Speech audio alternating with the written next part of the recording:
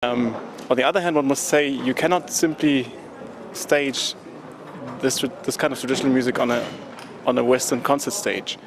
So for me, the challenge is to, with the help of the Western orchestra, create a sort of a process, a musical process, into which you then embed the African missions. And the one provides the form, and the other provides the energy. And obviously there will be some clashes because there are different priorities in the different styles of music.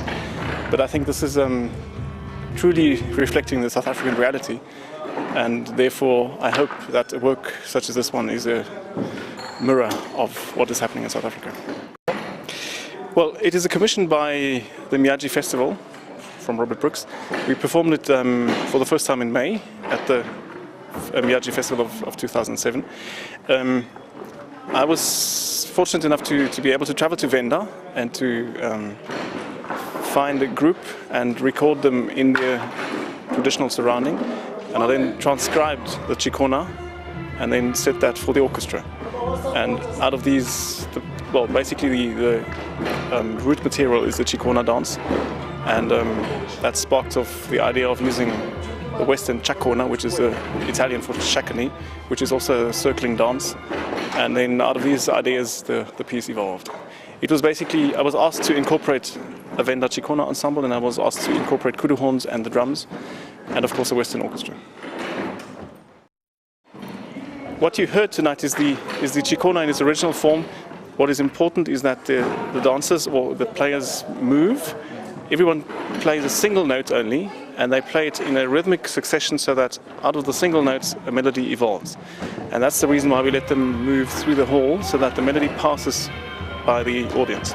If you play this statically, everybody will hear just a single note of the guy standing in front of him. So movement is part of the Tshikona style of playing. So we had to incorporate the little choreography of them coming on stage and dancing on stage.